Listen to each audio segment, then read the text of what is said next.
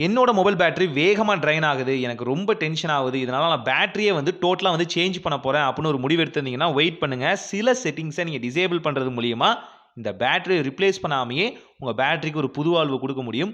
So அதுக்கான செட்டிங்ஸ பத்தி தான் இந்த வீடியோல ஃபுல் ஃப்ளெட்ஜா பார்க்க போறோம். 2 விஷயங்க. ஒண்ணு வைஃபை, இன்னொன்னு ப்ளூடூத். இந்த வைஃபையும் ப்ளூடூத்தும் எப்பயும் பார்த்தீங்கன்னா ஸ்கேன் ஆகிட்டே இருக்கும். இத நீங்க என்னதான் மேனுவலா ஆஃப் பண்ணாலும், உள்ள ஒரு வைஃபையும் ஒரு வகையான ப்ளூடூத்தும் வந்து இயங்கிட்டு தான் இருக்கும் எப்பவுமே. அது வந்து இன்னர் செட்டிங்குள்ள இருக்கு. ஸோ அத நீங்க ஆஃப் பண்றது மூலியமா இந்த பேட்டரி ட்ரெயின் இஷ்யூ வந்து கம்மி பண்ணலாம். இன்னும் பல செட்டிங்ஸ் இருக்கு. ஸோ அதுக்கு முன்னாடி இத பார்த்துடலாம். ஜஸ்ட் பார்த்தீங்கன்னா, நீங்க வந்து செட்டிங்குள்ள போற மாரி இருக்கும். செட்டிங்குள்ள போனோனே பார்த்தீங்கன்னா, சர்ச் ஐகான கிளிக் பண்ணுங்க. அங்க பார்த்தீங்க அப்படின்னா, ஸ்கேனர் அப்படின்னு ஜஸ்ட் சர்ச் பண்ணுங்க. ஜஸ்ட் ஸ்கேனர்ன்னு சர்ச் பண்ணோனே 2 ஆப்ஷன் கேட்குங்க. ஒண்ணு பார்த்தீங்கன்னா, வைஃபை ஸ்கேனர், இன்னொன்னு ப்ளூடூத் ஸ்கேனர். நடுவுல நீங்க டேப் பண்ணாலே இது 2 ஆப்ஷன்குள்ளயும் பொதுவா தான் வரும். இத 2யுமே டிசேபிள் பண்ணிக்கோங்க. இது மூலியமா பார்த்தீங்கன்னா, தேவையில்லாம இது ஸ்கேன் பண்ணிக்கிட்டே இருக்காது. சுத்தி எந்த வைஃபை இருக்கு, சுத்தி எந்த ப்ளூடூத் இருக்கு அப்படின்னு இந்த ஆட்டோ ஸ்கேனிங் பண்ணவே பண்ணாது. இது மூலியமா பேட்டரிய பயங்கரமா நீங்க வந்து சேவ் பண்ண முடியும். மொபைல் ஆஃப்ல இருக்கும்போது கூட, அதாவது ஸ்க்ரீன் ஆஃப்ல இருக்கும்போது கூட இது ஸ்கேன் பண்ணிட்டு இருக்கும். ஸோ இத தவிர்த்துடலாம்.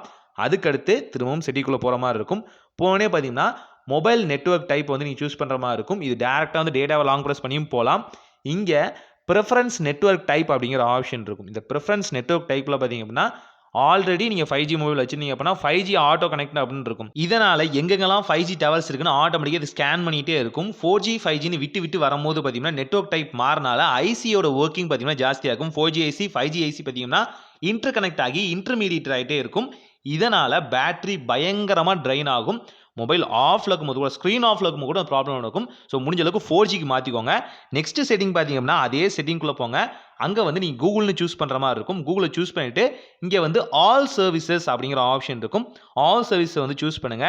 டிவைஸ் அப்படிங்கிற ஆப்ஷன் பார்த்தீங்கன்னா, ஸ்க்ரோல் டவுன் பண்ணும்போது இருக்கும். டிவைஸ கிளிக் பண்ணீங்க அப்படின்னா, இங்க பார்த்தீங்கன்னா, ஸ்கேன் அப்படிங்கிற வகையான ஆப்ஷன் இருக்கும். அதாவது ஸ்கேன் ஃபார் நியர்பை டிவைஸ் அப்படிங்கிற ஆப்ஷன் பார்த்தீங்கன்னா, எப்பவுமே எனேபிள்ல இருக்கும். பக்கத்துல எந்த டிவைஸ் இருக்கு, கேப்சர் பண்ணலாம் அப்படிங்கிற ஆப்ஷனே சர்ச் பண்ணிட்டு இருக்கும். இதையும் டிசேபிள் பண்ணிக்கோங்க. இது மூலியமாவும் பார்த்தீங்கன்னா, பயங்கரமா பேட்டரி வந்து சேவ் பண்ண முடியும். இதே போல அதே சர்ச்க்குள்ள பார்த்தீங்கன்னா, நியர்பை டிவைஸ் அப்படிங்கிற ஆப்ஷன் இருக்கும். இந்த ஆப்ஷன் பார்த்தீங்கன்னா, Realme, Redmi மொபைல்ஸ் அண்ட் பார்த்தீங்கன்னா, OnePlus மொபைல்ஸ்ல பார்த்தீங்கன்னா, இந்த ஆப்ஷன் இருக்கும். இது எதுக்குன்னா, அந்த OnePlus சம்மந்தப்பட்ட டிவைஸே பார்த்தீங்கன்னா, கனெக்ட் பண்றதுக்காக, இன்டர்மீடியேட் ஆகறதுக்காக வச்சிருப்பாங்க.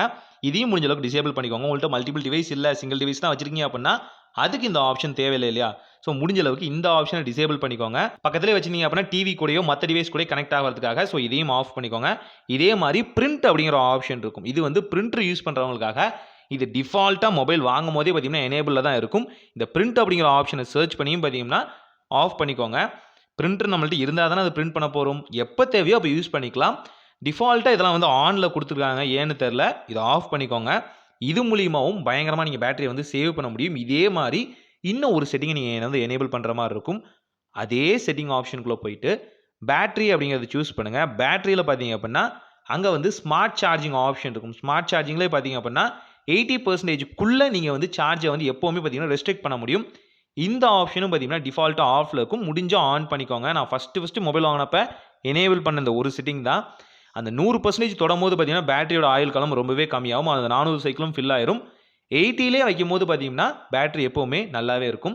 ஸோ இதெல்லாம் எனேபிள் பண்ணிட்டும் உங்க மொபைல் மோசமானுச்சு அப்படின்னா, அப்போ பேட்டரிய சேஞ்ச் பண்ற ஆப்ஷன சூஸ் பண்ணுங்க. இதெல்லாம் ட்ரை பண்ணி பார்த்துட்டு எப்படி இருக்கு அப்படிங்கிறத கமெண்ட்ல மறக்காம சொல்லுங்க தெரிஞ்சுப்போம். ஒரு நல்ல மாற்றம் இனிதாய் நடக்கட்டும்.